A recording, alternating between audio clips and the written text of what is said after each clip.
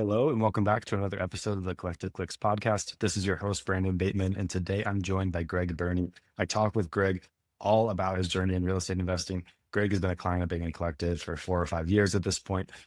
We learn about some of the things he's learned about marketing over that time period. And I also learned a lot about what makes him just a really stable, genuinely happy business owner, which is something I really respect about him. I'll see you there. Greg, welcome to the podcast. How are you? I'm good, Brandon, man. How are you doing? Hey, fantastic. I can't complain. We were just talking before this about, our 80-degree day here in the middle of March in Utah. So, and crazy weather, but despite the crazy weather, everything's okay. That's right. That's right. We're making it through. So I'm in Greensboro, North Carolina, and we're doing what we do every spring, which is well, last night was in the mid 20s. 2 days ago it was 80 degrees. By this weekend it'll be back in the 80s. So it's a roller coaster. Everywhere except the coast. So it seems you're happy. That's right. That's Yeah. right. Well, I'm excited to have you here. We've known each other Yeah. for, I don't even know how long at this point. I was 4 or sitting 5 here trying to years. think of it. I was going to say probably 4 or 5 years. Yeah. Okay. Yeah. So a while, or we're both wrong about that. Also possible. It's at least been a minute. Yeah, Um, yeah. Well, I got so into I got into business, I guess, 6 years ago, and that started really ramping up direct seller marketing, PPC. Yeah, around that time, around 5 years ago. So, cool. Well, and you're who I yeah, started with. that's Yeah, awesome. I'm glad we've been able to work together for so long. So for anybody listening to this that doesn't, you're not exactly like the household name in the real estate investing space. In this case, like, I'm actually like it's. I think you should be. I don't think that's what you want, but I think yeah, in, if I were to give like my intro on who Greg is, and I want you to give you like your intro and all the facts and stuff that I can't bring to it, but like for sure. who is Greg to me? Greg is this guy who's built this fantastic real estate investing business and this fantastic life that like his life feeds his business feeds his life. It seems to go both ways. Um, and at least from the outside, you seem like one of the happiest real estate investing business owners I know, which is something I've always appreciated about you. I know you've always been like one of our best clients in terms of how you treat our team. And have this like magical way of like pushing for results and also like caring about the people you're working with at the same time, right? So it's all those things that like in my opinion has made like a lasting impact, where it's the kind of thing that like internally people are like, well, I want to work with Greg, which is, you can't be said about everybody, right? It makes a pretty big Sure. difference, right? So that's like, as far as like the impression you made on me and like who you are, like that's kind of like what I know and what I think about you. But for anybody else listening, like what would you add, and of course add some of the details about like your background and what got you to this point. Oh, I appreciate those kind words, Brandon. Yeah. So I'm first and foremost, married 20 years, husband of three. We've got three teenagers in the house right now, so life is fun, beautiful, chaotic, exhausting, all of the above. When I think about, so I own a Joe Home Buyer franchise. I got into real estate really by accident, background in social work and healthcare, and um, you know, miserable in the corporate world. Friend was doing a flip, discovered what wholesaling was, went down the podcast, YouTube, book rabbit hole, and that really kind of changed my life, both from a work and perspective, financial perspective. But when I was in that corporate world, what I remember, Brandon, is the kind of the next in line job, the job that I was kind of aiming for. My boss's car was in the parking lot all day long throughout the weekend, and I just kind of realized I was on this track where I don't want my work life to completely overshadow my family life. I know too many, both in that corporate world and entrepreneurs who, say they're doing it for their family, but their family's never actually having any FaceTime with them. So I knew as I built this business, that was a big piece of what I wanted. So, we can take that in any direction, but yeah, that's really the background. Operationally, we were in the mid 60s contracts, last year, vast majority wholesale. And then I've, gotten to build up and cherry pick a nice rental portfolio, which honestly, when I started was like the main goal. I was like, well, I'll kind of figure wholesaling out, but it's really just to get good deals for rentals. And then, um, I've realized just how much synergy there is there. If you can figure out how to generate off market opportunities to hit kind of the exit strategy, figure out what you like doing the best, but it all starts with finding the best deals, right? So, Very cool. yeah. So that's a little bit about me. Very cool. And what's the growth journey been like? I'm curious. Like you said, you've been in this 6 years. You had 60 contracts last year. Did you have 10 the first year, 20 the next year, 30 the next year? Like what's the flow kind of been? Yeah, I mean, it kind of sort of has been like that. So really for the first 6 to 9 months was very part time. I was actually doing it while I was in my other in the old corporate role. Um, and then yeah, I think my first full year probably 15 to 20 deals, barely profitable. And then yeah, probably essentially grew by 10. It's interesting. So uh 25 over 24 was actually about the same number of contracts, but a far more profitable year. So one of the growth, uh, uh, I guess experiences, over the last couple of years was, we had a year in 23 of really explosive growth. And it was the first time, that I really had to like plan from a tax perspective. I hadn't been in the position before of like, oh, we made a lot more money than I was planning on it. We didn't plan for it at all. And also then you get into that journey of like, uh, gross revenue versus net revenue. So we also, we were making a lot of money and then also like spending a lot of money. So it was just, I think a big piece of the journey, was also kind of figuring out how to be an operator and figuring out how to really, kind of become a business leader. I think a lot of us get into this business and it's like, we figure out the real estate piece, we figure all that out, but then it's, as you start having success, it's also like, oh, okay, now I got to figure out how to actually run a business and run a fun and profitable business and invest in the right places. And, not just every time I do a deal, go double marketing, cause maybe that'll bring me more deals. And so we had a spot of getting ourselves a little bit in trouble with that. And then really, investing in infrastructure over the last year, which again led to significantly more profit on the same amount of deal flow. That's ultimately the business I want to build. It's like, how can I make the amount of money I want to make with the least amount of contracts? Because then you're just having a really simple, easy to run business. Yeah, so that's been a little bit about the journey. So when you say you've made some investments in the infrastructure, what does that mean? Well, a couple things. One is we've gotten a lot better, on the disposition side of things. So, I think, if I look back over the last 5 years, I appropriately really focused on the marketing and sales element. Obviously you don't have a business if you don't have leads coming in, if you're not managing them appropriately.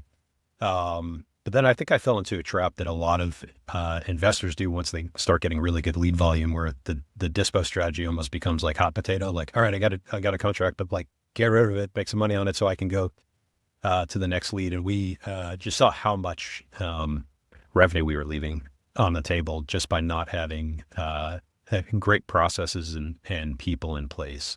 So one of those pieces was a team member who actually started as a guy just doing driving for dollars for us, but he helped cover like a walkthrough, and I saw some potential for him around stepping into the disposition management role, and he's just knocked it out of the park. So having a team member fully own that, and he's now kind of building out a team himself with some assistance. Doubled our assignment revenue and making more per deal, and just really becoming the go-to place for end buyers on contracts we're signing. So that was a piece of it. And then, investing in coaching, investing in closer relationships with our bookkeeper and better systems to really understand kind of the flow of the business, to help make better decisions. I would say first 4 years of the business, Brandon, were throwing spaghetti against the wall and see what would stick, and kind of, we'll solve any problem with more marketing and more sales, and realize just that's can be an unsustainable game, and at least for me, a not very fulfilling game, because it's like trading one hamster wheel for another.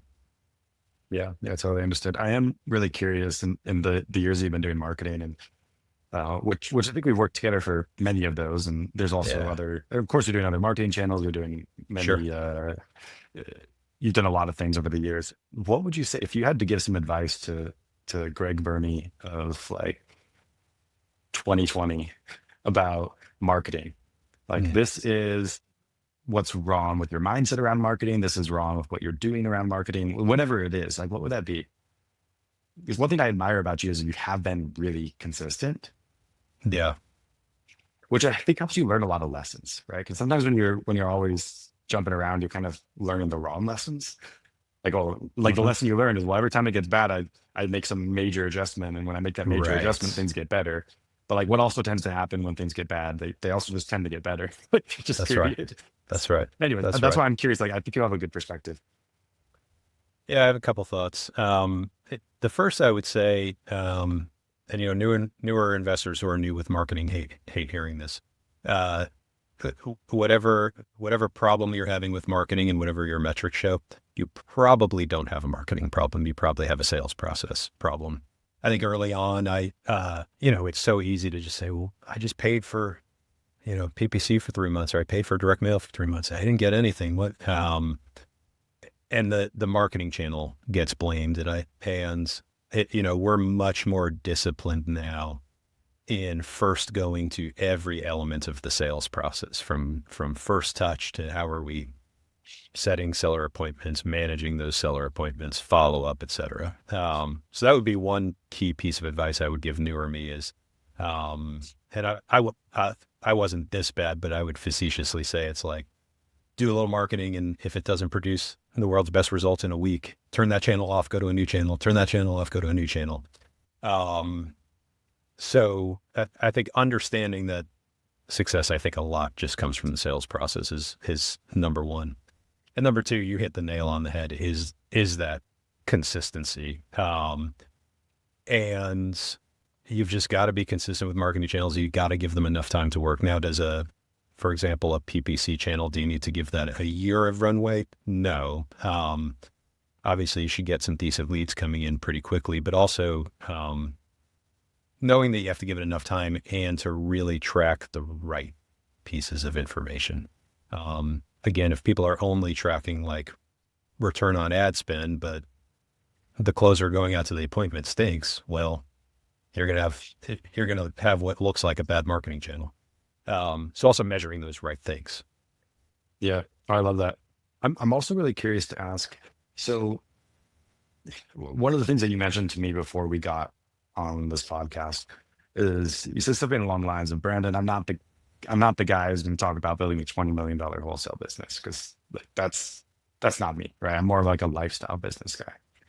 Mhm. And everybody kind of falls somewhere along that whole scale, where on one side of it, you've got like, maybe the extreme side is, well, I'm gonna have a job and I'm just gonna do like a couple real estate deals like on the side while I'm working or Sure. something like that. And then you got the guy who's just like, well, I'm a one man shop. I'm just gonna do however many deals I can do by myself. Mhm. And then you got the people who are just like trying to scale to the moon. Like, I will grow this thing as big as I could possibly grow this thing. And you're kind of in between there, right? Because I know you mentioned a few elements of like having a team and stuff like that, which some people would say breaks that lifestyle business thing. Well, now you've got a team. It's not just you anymore, right? Yeah. Uh, Other people might actually say that it buys you some freedom in a lot of ways too. So I'm just curious. You could be anywhere on that scale. You're a relatively talented guy. You could probably find a way to get almost anywhere that you want to get to. Why have you chosen to get exactly where you are now as opposed to somewhere else? And what do you want to do in the future too? Yeah. So I'll tell you, I, I, I think I've been, uh, maybe blessed with the ability to just always be open to, um, wherever, my creative inspiration is going to go. So the business today, probably doesn't look like what I thought it would look like, when I got started. And I can tell you today what I'm pretty clear about it will look like 5 years from now. And I guess ask me in 5 years and maybe totally different. I think where I'm at now is we've been able to build a whole off market engine, and then I've cherry picked the best deals as rentals, and that's been part of our long term wealth strategy. And obviously, that's more passive than running a business. Rentals are not passive income for anybody who claims they are, but at least a little bit more passive. As I've gotten into like hiring the team a little bit, building a business, when I hired people, I thought it was just, I think my intention was to just save some of my time. And it was like, here's this task I don't want to do. So now somebody else can do it. And now it's better that I don't have to do it. What I learned in doing that is how much I enjoy developing others and the challenge of, I now am kind of in control of a dream that has to be big enough to have other people fit inside of. And I've actually really enjoyed that challenge. So again, today, does that mean I'm excited about, whatever, tens of millions of dollars in this massive team? I don't get energized about that right now. I do get really energized about, my team member who came in knowing nothing about real estate and now owns, 8 or 10 rentals, and his like financial picture has completely changed. So I'm really just driven by, at the end of the day, how do I make the amount of money that is going to give my family and I a great life? And then how do I really help people who work for me change their lives? I'd love for everybody that works for me within a few years to become a millionaire. Right now, that's sort of like kind of what I'm thinking about as I hire. And that'll grow as big as it needs to grow to be able to accomplish that. And yeah, I mean, what I never want to give up is, my ability to take off at 2:00 and go to a kid's lacrosse game, or my ability to knock off from the office for a day because I just feel like sitting and having coffee with my wife for a few more hours. So I have a business now that allows me to do that. So I think that's my North Star, is the second that starts to go away is the second I need to look at the structure of the business. Got it. Yeah, that makes a lot of sense. So instead of planning based on deals per year or something like that, you're really focusing on, if I have people on my team, I want to make this level of impact on their life, and I want this level of flexibility in my life. And that's how I know that like this business is serving me, not the other That's way right. around. That's right. Yeah. Yeah, that's really fascinating. And I mean, one day maybe you'll wake up and realize you have a $20 million real estate business. As long as those Yeah. two things are true, you're okay with that. And you're Well, I also think okay, with it going down, as long as like those things are true. it's the clarity of, I think having the clarity of why you're doing what you're doing. I mean, I know people who have a $10 million business who have, 8.5 or $9 million of expenses, who are working 90 hours a week. And that I know that I don't want that. I know that sounds miserable to me. If somebody wants to go out and build it, $50 million, $100 million business, and it's coming from a place of creation and excitement. Yeah, I love that. I know what I want to create. I don't know what the dollar amount that's attached to that is. And yeah, kind of to your point, I'm like, I'll probably find out. Yeah, no, that's really cool. Um, let's talk about how it's generally been true. And again, maybe you're just like the guy with like one of the world's best facades that you just have convinced everybody in your life, including yourself, that like that you are this guy that you're not. This is probably a horrible thing for me to say. I'm prefacing. You're going to It's a reveal, dis- we're going to reveal the truth Yes, we're gonna. today. Yeah, this is actually your intervention, Greg. That's good. Thank you. your, Thank you. your Yeah. your Everybody live starts podcast joining intervention. in. Yeah, that's right. Yeah, no, the reason I was prefacing that way is when I think of like genuinely happy entrepreneurs, you honestly are always one of the first people that comes to my mind. And whether that's like, that's why there needs to be a disclaimer here, right? Because like if somebody seems like they're happy running their business, or if they actually are, can be different things, right? Only you can Of really say course. that. But I can tell you from my perspective, that's how I felt. And that's why I've actually looked up to you in a lot of ways. And I look, there's a lot of happy people out there. I get particularly inspired by really happy people who own businesses, And the reason is, like no matter what the business is, that person has no shortage of things to be stressed about, like For sure. guaranteed, Oh right? yeah. So I guess my question is, did I make a correct judgment about you or did I not? And how do you like, because I can tell you, let me just give an example of where I fall short and where maybe you're a lot more skilled with this than I am. And do I have the flexibility that I can just go hang out with my wife for an extra couple hours in the morning if that's what I feel like doing? I do have that flexibility. Do I take that opportunity? I often don't. And the reason is a lot of the stuff that's on my mind is often, well, these are the things that are happening in the business that I'm stressed about, right? And at some point, you do kind of look at it and you say, well, I've been in business for 8 years now, and there's kind of always something. Like, there's never been like a day where I'm like, oh, everything's good. All my fires are put out, everything's done, right? But I can tell you, for a lot of people I know, owning a business occupies a lot of your mental space, and inevitably, despite so many of us having so much freedom on paper, the extent to which we utilize that freedom in our lives and we actually feel what we intended to feel by gathering that freedom in the first place, it's just feels like more times than not it doesn't happen. And I, like everybody else, have periods where I'm better at that and periods where I'm worse than at that. But I'd love to know from your perspective how you do that. So you said something really interesting, Brandon, which I think is spot on. I would assert that um, a lot of people can very easily spout out the goals that they're chasing. I think a lot of times what we're actually chasing is the feeling we think is going to come when we reach that goal. And how many times, have you met business owners who maybe they don't say it outwardly, but you can just feel like, uh, you know, once I hit whatever, $1 million, then I'll be able to feel this freedom. And then they get there and they don't feel it and they just move the goalpost. Well, maybe I was wrong. Maybe it's at $2 million. Maybe it's at $5 million. Um, I've done, a lot of work with a coach around, really leveling up my ability to kind of separate, my feelings of internal freedom, self-worth, joy, happiness from what's going on in the business. Because business is hard, right? And as you said, it will always be hard. There will always be challenges. And as soon as you fix those challenges, there will be more challenges. Um, I think that I've come to love and just accept the idea that I think entrepreneurship is like the world's greatest personal development program, kind of disguised as like a capitalistic pursuit. Like we get hooked on like, come make lots of money. And the reality is, you will do that if you're willing to look at every single time, whatever, a deal falls apart, a client's upset, whatever that thing is.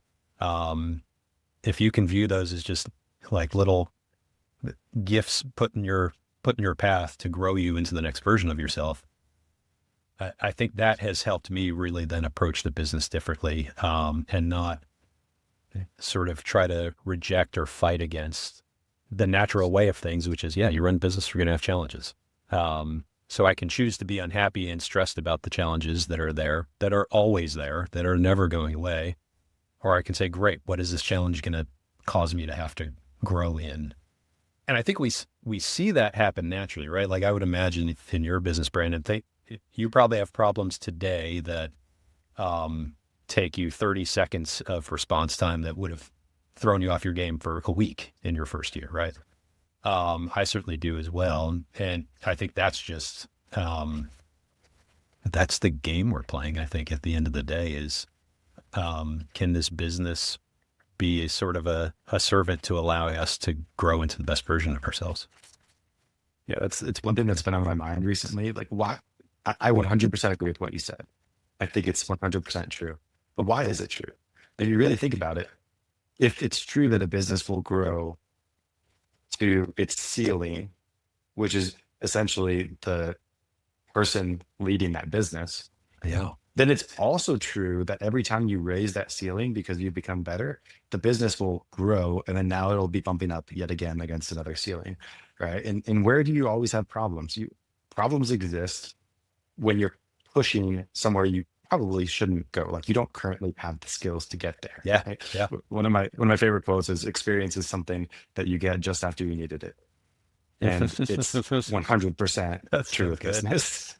Oh, Yeah. that's fantastic. So you're just always like, and if you actually had the skills to solve that problem, then what would be true is the business would then grow to the point where now it requires a higher level of skill than the level that you had in order to make it grow to that point. It's kind of like was it Einstein that says like you can't solve problems with the same level of thinking that you created them with. That's In, right. in business, That's we right. create the problem by growing the business, 100%. 100%. and it's a wild thought.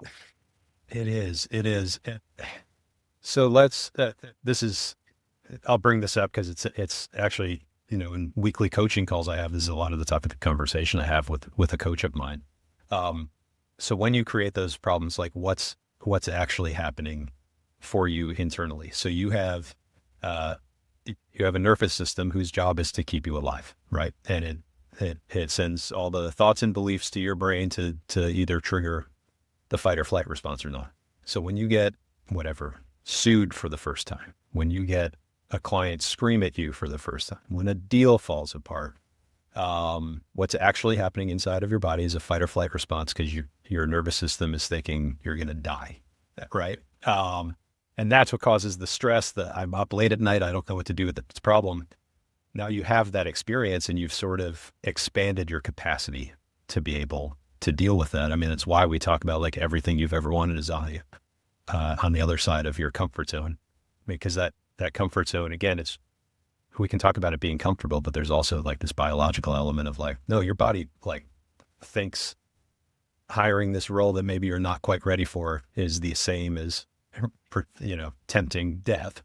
And it reacts in kind, which I think again is just fascinating. So that then again makes me excited to just continue to think about like, yeah, this is this forever path of the ceiling is the new floor. The next thing I take on is going to feel like really scary inside of my body. And so how can I like manage that and not contract?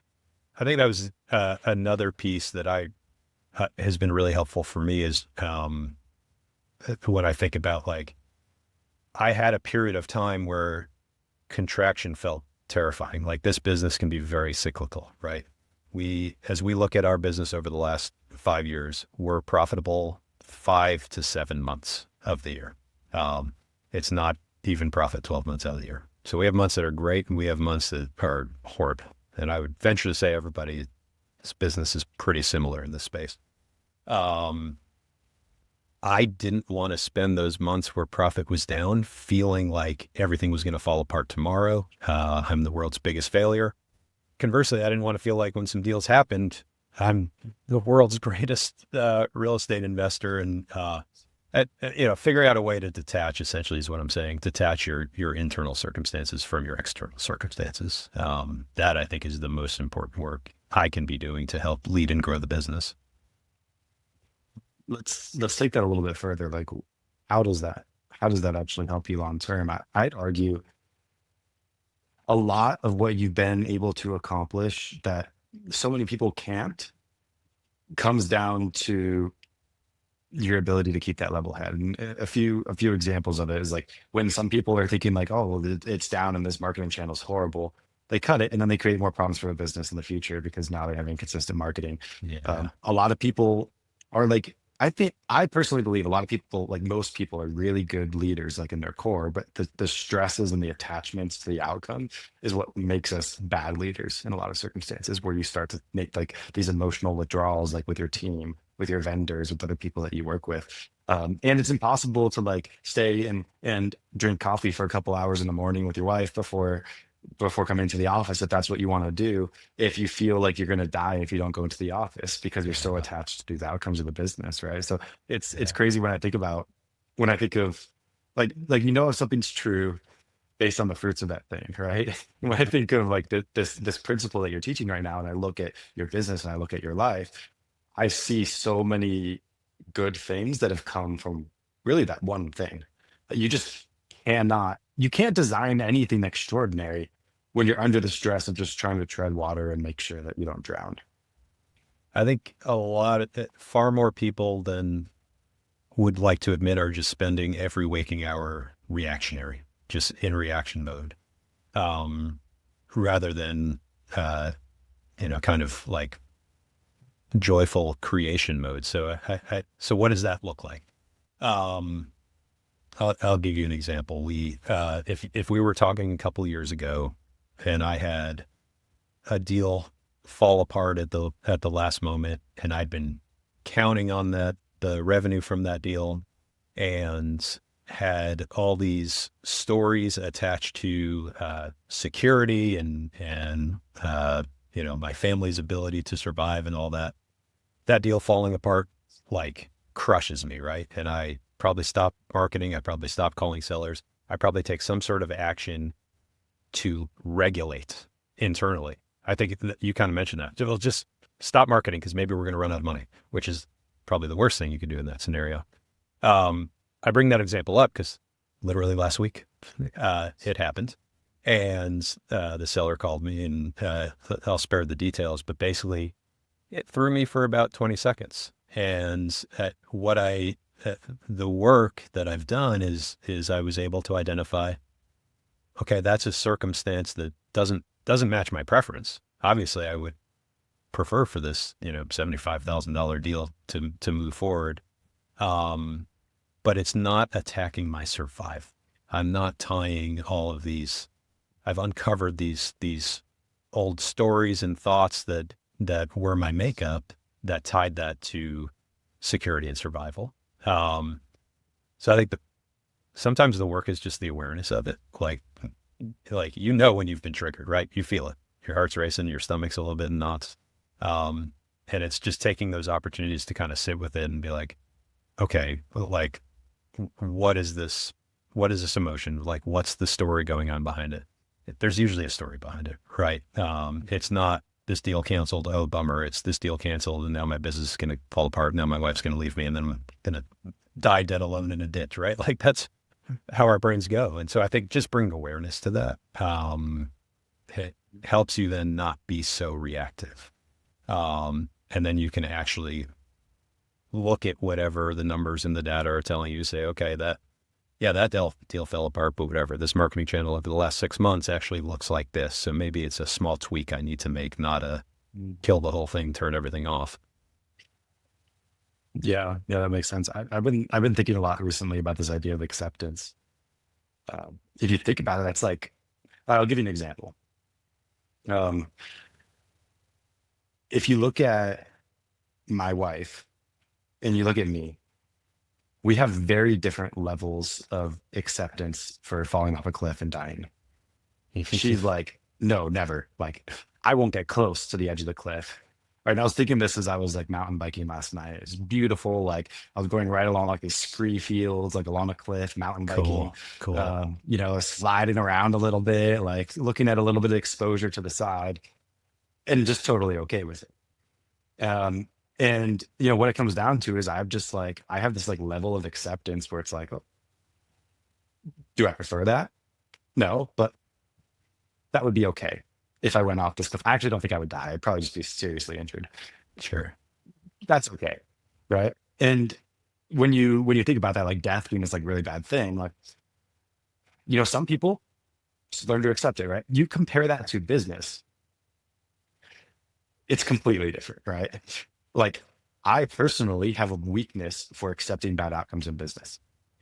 I am the same for accepting bad outcomes in business as my wife is for accepting a bad outcome, like from a safety standpoint of like falling off a cliff or something like that. Like she's afraid of heights, and I'm not afraid of heights. But when it comes to business, if something bad happens, um, I have a hard time accepting it because I realize that drives me closer to this outcome, and I'm not okay with that outcome.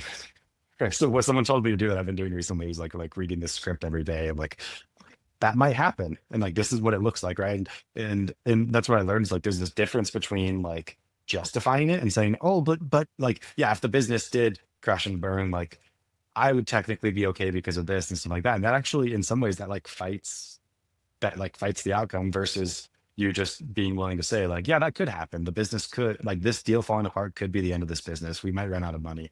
The whole thing might burn to the ground. And just like being okay. If Yeah. that, which is just, it's a hard skill, but there's no way to like really move forward with confidence and like play to win unless you feel that way to some That's extent. right. That's right. And uh, I've learned what a powerful force like resistance is. And you're talking about the opposite of resistance, acceptance, right? Yeah. How much energy can drive, and it sounds like you've had this experience a little bit. Um, the energy of your brain, your nervous system, your actions resisting that potential outcome, uh, versus what actually does, I think, provide like some space and some freedom is almost kind of going towards a little bit and sitting with like I'm hearing you say like, yeah, could I accept that?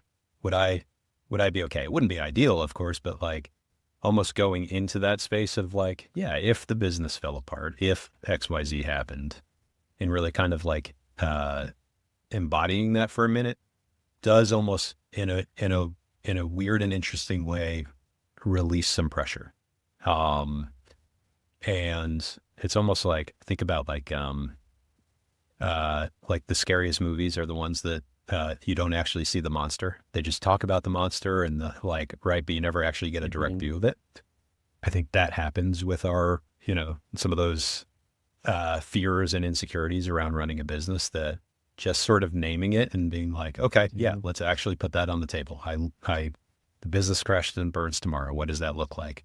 Um, Mhm. and that in a way can, I think, sort of provide some space and some freedom. Yeah. We've been, my company's been doing a little bit of training with the Covey Institute recently. Oh, They're cool. like doing some leadership training for us and stuff. If Yeah. anybody listens to the podcast all the time, you're probably sick of me bringing up things from it because it's just, it's a lot of what I'm learning now. Yeah. It's But impactful stuff. yeah, it's a lot of it's based on the book Seven Habits of Highly Effective People, which in my opinion is like one of the best books like ever, period. But one of the things that they teach is this model called see, do, get.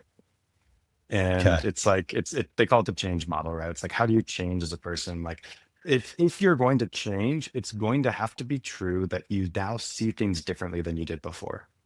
Like I have just learned that this thing is important. And if I truly learned that, you can't learn something without then changing your behavior. Of course. Yeah. And then of course that's going to change what you get. It's going to change the results. And then, but then you continue to operate based on what you see and how you understand things, right? So because what you're talking about, and the reason I bring this up is what you're talking about here. I I love it. And I have weakness in applying it. I'm not like as good as I would want to be at applying it. Right. When I look at myself and I just knowing the other entrepreneurs I know, I suspect that this is generally kind of true for a lot of people, is we don't change our behavior sometimes. And the reason you don't change your behavior is because you don't fully buy it. You see it kind of, but if you really saw it with absolute clarity, absolute 100% clarity, like your behavior would change. Yes, sometimes your behavior doesn't, right? So it's an issue with like how you see the situation. And I can tell you what like natural, like the guy inside of me that's like emotional sees, um, which it's all of us. Correct. Like Correct. 100% of Correct. me is emotional, right? Yeah. Yeah. But Correct. what that person sees is like, well, it's cool what you're talking about, Greg. But if I truly embodied that, I would lose my edge. What if the only reason that I've been successful to some extent is because I stress about these outcomes until I find a way to solve them? What if Yeah. like accepting things actually makes it so what if it's true that you get the lowest level of results that you're willing to accept for yourself? And having a higher level of acceptance really just means that I accomplish less things and all that kind of stuff. Uh, and I know a lot of people like I could tell you I out of the first several years of the business and in the past couple of years I'm kind of like starting to go the other direction. I wouldn't say I'm as far that direction as you, but like I built the business out of fear. Like Sure. every Sure. single move I took was like, oh, I'm stressed out about this thing, so I'm going to do this. And you know what? That kind of works to some extent. A hundred And, percent it does. Yeah. and when you do that and you build successfully, and there's also other people, I know there's fantastic people out there who don't act out of fear. But what would you say if someone told you like, I hear what you're saying, Greg, And I feel like if I did what you're saying, I would lose my edge and I would be less successful. And that's why I'm afraid of it. Yeah. So the really tricky trapping is, you can, I think about like what got you to this point may not get you to the next point, but what got you here worked. Like, yeah, you have a objectively successful business, whatever that looks like to each person. Um,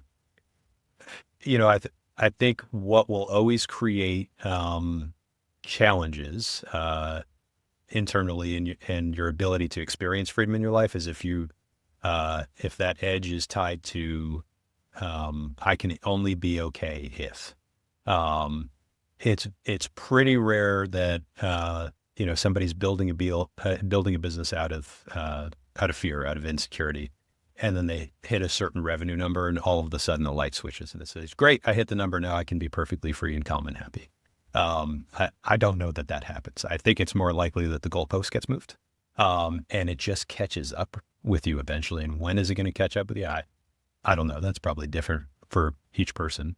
But I think I would say that uh, we are boundless and infinite human beings with infinite capacity inside of us. And as you get tastes of building things not out of fear, but out of just creation, like let's just see what I get to create. Um, that for me has made it easier to deal with the ups and downs in the business because I'm not, constantly changing things, every 17 seconds, depending on, how much fear I'm feeling that day, for example. Mhm. So if I understand you right, you're basically saying, yes, there's multiple ways to build a business and you can be successful building it out of fear. But this attitude of acceptance is basically one where you're like, I guess we'll see. I'm gonna do what I continue to Yeah. like be drawn to do. And like if you actually truly accepted the outcome, then you don't care. It's kind of like I was listening to or I was reading there's a book, The Almanac of Naval Ravikant, when I was reading that. Uh and one thing that he notes along these same lines is he's like, how many people do you know that chose to go from a place of great acceptance and happiness and we're like, you know what? Yeah, that's not worth it. I'd rather be more successful. And then they went back to being stressed out of their Right. mind and fear driven. It's like, no, this is a one-way street. Like Yeah. you Yeah. don't get there and then go back to the thing. Cause like hidden in that statement that I said is this idea that like, and I have to be successful in these ways.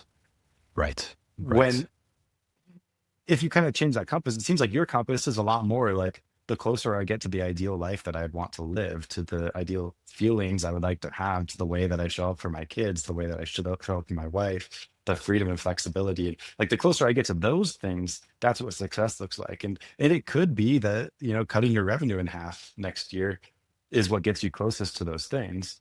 Sure. And you might not view that as a failure. Yeah. I mean, I don't know. I go a couple different ways, Brandon. And this is a fun conversation because the truth is neither one of us have it figured out, and it's Mhm. fun to kind of play with and evolve. Um, so there's, gosh, I'm trying to remember the book, but it quotes the research study about happiness and money, right? And there's the level of it at which, like for annual income, the level at which happiness is not really proven to increase much is a shockingly low level. It's like this was a few years ago, but I think it was like It's like 70 or eighty 70 thousand grand a dollars. year, like Right? Yeah, back yeah, then. Yeah. Yeah. right. So maybe it's 100 grand now. I don't know, uh, but either way, it's not 100 million. Um, and Mhm. I think alternatively, I also know folks, I'm sure you probably do too, who have a, a pretty high net worth and also, are on marriage number five or, have kids that don't speak with them or they can't enjoy any of these vacations they're able to afford because there's no one close to them. Um, so yeah, I mean, does that happen to you? Yes. Can you be incredibly happy and have lots of zeros in your bank account? Absolutely. I would argue that that happens by creating it from a place of uh, abundance and creation, not from a place of trying to cure feelings of insecurity, inadequacy, and significance. Yeah, that is really interesting. Well, Greg, I would love to talk to you for another 2 hours, but we're coming up on reasonable podcast time. Understood. Um, Understood. Thank you for the the thoughts and ideas that you brought to the podcast today. I really appreciate that. For anybody listening, if for whatever reason they want to get a hold of you, how can they do that? Yeah. Instagram is probably the easiest, just at Greg Berney. And yeah, would love to connect there. And no, it's been a joy, Brandon. I'm grateful we've gotten to work together so long, and you guys have been great partners for our business. Yeah. Well, thank you, Greg. I appreciate it. And for everybody else listening, I will see you next week.